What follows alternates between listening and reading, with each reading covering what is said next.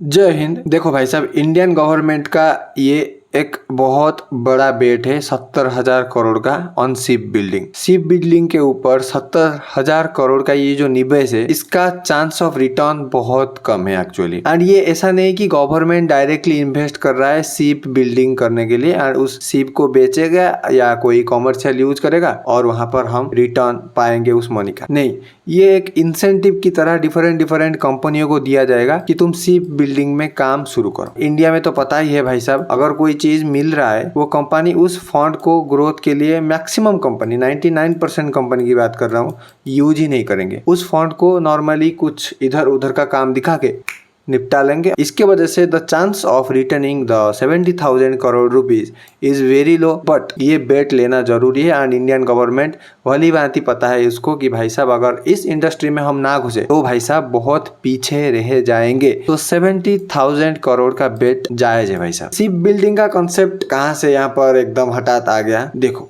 अगर हम mode of transportation की बात करें तो बेसिकली हमारे पास 3 मोड ऑफ ट्रांसपोर्टेशन है। एक तो है रोड ट्रांसपोर्टेशन या railway transportation, you can say, चाहे हम ट्रक वगैरह से ले सकते हैं, चाहे हम ट्रेन से भेज सकते हैं माल। दूसरा है भाई साहब एरोप्लेन से हम माल भेज सकते हैं दूसरे देशों को उड़ा के। एंड तीसरा है भाई साहब शिप वगैरह से समुद्र के जरिए माल एक देश से दूसरे देश भेज सकते हैं। एंड देखो, माल भेजेंगे क्यों भाई साहब? जैसे जैसे इकोनॉमी डेवलप करेगी वैसे वैसे लोगों की कंजम्पशन भी डेवलप करेगी। एंड लेट्स सपोज इंडिया का कंजम्पशन आगे बढ़ रहा है तो दो बात हो सकती है, या हम डोमेस्टिक प्रोडक्शन करें या हम इंपोर्ट करें। और एक्सपोर्ट भी खैर कर सकते हैं लेकिन उसका बात हम नहीं करते हैं। डोमेस्टिक प्रोडक्शन अगर हम करेंगे तो देश के अंदर ट्रक वगैरह में आराम से हम चीजें इधर उधर कर सकते हैं। लेकिन अगर हम इंपोर्ट करेंगे चीजें, जो कि हम करते भी है, इसीलिए तो भाई साहब इंडिया ट्रेड डेफिसिट पर है। तो हमको माल को लेट्स सपोज चाइना से लाना पड़ेगा, ओमान से लाना पड़ेगा, जॉर्डन से लाना पड़ेगा, कहीं से भी अगर कुछ मिल रहा है जो कि इंडियन कस्टमर को चाहिए हमको लाना पड़ेगा। इसके लिए जैसे मैंने बोला बेसिकली 3 मोड ऑफ ट्रांसपोर्टेशन। पहला देखो भाई साहब, सबसे कन्वीनियंट हमको लगता है रोड ट्रांसपोर्टेशन। रोड ट्रांसपोर्टेशन में खर्चा भी ठीक ठाक होता है और इजी भी लगता है हमको। लेकिन प्रॉब्लम क्या है पता है?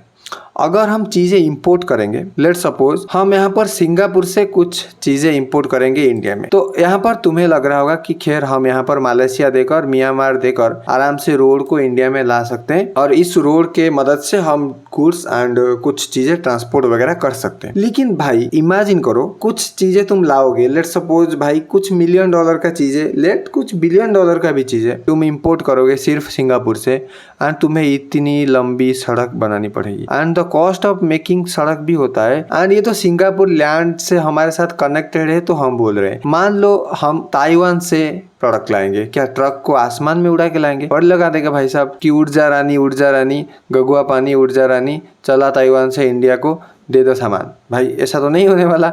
तो ट्रक का कंसेप्ट या हमारा जो लैंड वाला कंसेप्ट है ये तो एफिशिएंट नहीं हो सकता है। एंड अगर देखोगे तुम भाई साहब, अगर हम कुछ बड़ा अमाउंट अगर ट्रांसपोर्टेशन करें, खैर ताइवान से हम तो सिर्फ चिप वगैरह इंपोर्ट करते हैं, इलेक्ट्रॉनिक चीजें इंपोर्ट करते हैं। यूएसए की अगर बात करें, कुछ बड़ा अमाउंट ऑफ वेट का हम कुछ चीजें इंपोर्ट करें तो हमको बड़ा व्हीकल चाहिए वो। एंड अगर ट्रक से भी लेट सपोज लाए उड़ा के तो कितना 1000 ट्रक लगेगा पता है भाई साहब? थाउजेंड्स ऑफ ट्रक लग जाएंगे एक माल को ट्रांसपोर्टेशन करने के लिए। And this is not A convenient way by the way. And अगर ट्रेन की बात करें तो भाई साहब सेम कंडीशन है। समुद्र के ऊपर ट्रैक बिछाना पड़ेगा, पुल बिछाना पड़ेगा एंड समुद्र इतना गहरा है कि ट्रेन का जो माल जो लाएगा और लेकर जाएगा उसका खर्चा भी वहन नहीं कर पाएगा। तो भाई वो पुल वगैरह बनाने की भाई अलग और इसके, अगर समुद्र के ऊपर ज्यादा लंबा पुल भी बना देंगे, कहीं से टूटा हुआ होगा पता नहीं चलेगा, ट्रेन जाकर सीधा टपक टाउन। देखो, देश के अंदर ट्रांसपोर्टेशन करना अलग बात है, मैं बात कर रहा हूँ इंटरनेशनल इंपोर्ट एंड एक्सपोर्ट की। ठीक है, बिहार से उड़ीसा में कैसे चीजें आएगी, उड़ीसा से महाराष्ट्र में कैसे चीजें जाएगी, महाराष्ट्र से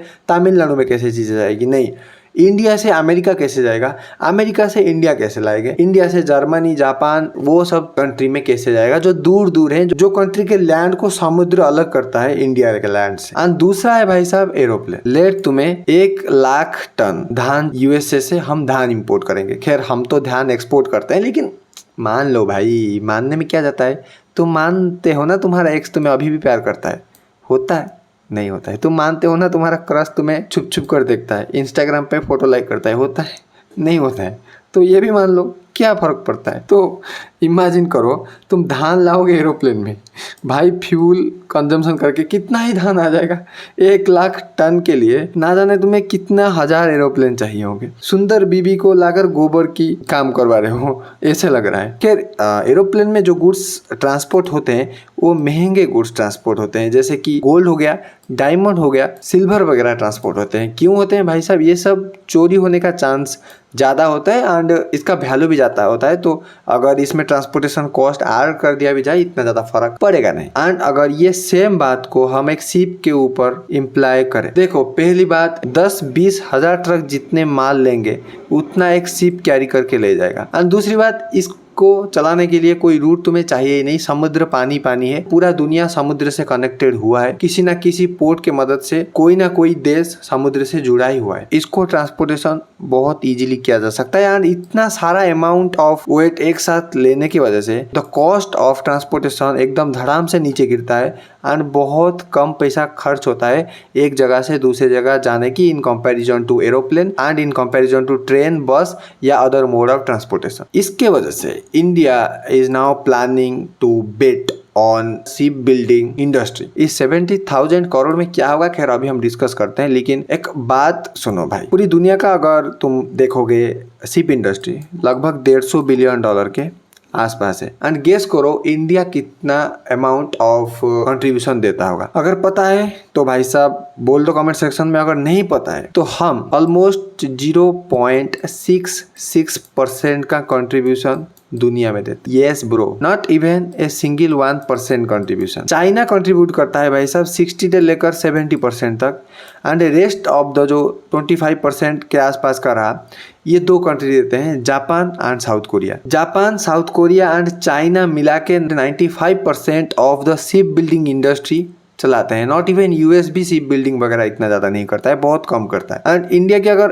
अमाउंट में इसको देखोगे तो $1.1 बिलियन का सिर्फ हम शिप बनाने का काम करते हैं। यस, नॉट भाई साहब 10,000 करोड़ का आसपास भी नहीं, 8,000-9,000 करोड़ की लिमिट में हम रखे हुए हैं शिप बिल्डिंग के इंडस्ट्री में। एंड ये जो शिप हम बनाते हैं ना भाई साहब, तुमको जान के भी तेजुब होगी कि हम लगभग 80% ऑफ द शिप जो बनाते हैं, जो भी हमारा government company and private company है, ये शिप बनाता है आर्मी के कॉन्ट्रैक्ट के लिए। आर्मी को जो शिप वगैरह चाहिए होगा, जो फाइटर शिप बनते हैं उसका जो बेस वगैरह है उसका कॉन्ट्रैक्ट है 80%, almost $0.8 billion and you can say $800 million सिर्फ आर्मी का जो इनकम दिया गया है उसके वजह से चलता है। एंड और जो $300 मिलियन रहा इसमें थोड़ा बहुत हम कार्गो शिप बनाते हैं और वो भी इतना बड़ा साइज का नहीं है, छोटा छोटा ही है। खैर वो तो भाई हर एक देश कुछ ना कुछ बनाते ही हैं, इसको बनाना नहीं करते। जब तक तुम बना के कुछ देश को एक्सपोर्ट नहीं करोगे तो उसको इंटरनेशनल स्टैंडर्ड तो कंसीडर नहीं किया जाएगा ना। खैर खुशी हो रहा है कि यार इंडियन गवर्नमेंट का इस इंडस्ट्री के ऊपर भी आँख है, इसको भी बढ़ाने के लिए प्लान ये कर रहे हैं। एंड देखो ये जो 70,000 करोड़ है इसमें जो 25,000 करोड़ ऑलमोस्ट 24,736 ये फाइनेंस असिस्टेंस स्कीम के तहत कंपनियों को दिया जाएगा कि पैसा लो और शिप बनाना शुरू करो वगैरह, बहुत कम इंटरेस्ट रेट पे, या कभी कभी तो गवर्नमेंट के द्वारा इंटरेस्ट रेट लिया ही नहीं जाएगा। And 25,000 crore marine development fund के तहत सेम ऐसे ही लोन वगैरह मिलने वाला है। And 20,000 crore ship building cluster development के तहत गवर्नमेंट देने वाली है। And 4,000 crore ship breaking and vessel credit, जो शिप वगैरह टूट गया है उसको एक्सचेंज करके इंडिया के जो शिप इंडस्ट्री है वहां पर बनाने का इंसेंटिव 4,000 करोड़ का आसपास गवर्नमेंट देने वाला है। वैसे जो शिप इंडिया में स्क्रैप होगा यानी कि खराब हो जाएगा, उसकी स्क्रैप वैल्यू गवर्नमेंट गारंटी लेता है कि 40% तक आराम से रिकवर किया जाएगा।